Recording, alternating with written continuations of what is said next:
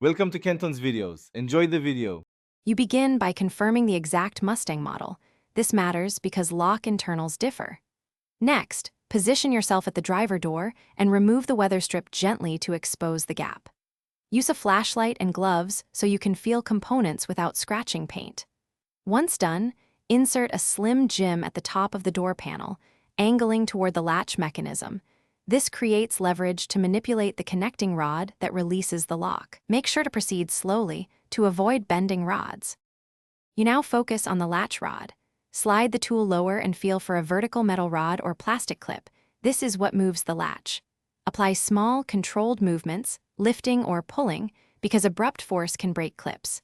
Meanwhile, use a tension wrench at the lock cylinder to simulate key torque. This aligns tumblers and reduces resistance on the rod. Once you hear the latch click, hold the tool in place so the mechanism stays released while you open the door. This two-point approach increases success. You finish by slowly pulling the door open as the latch stays released. If resistance appears, stop and reposition the tool to avoid damage.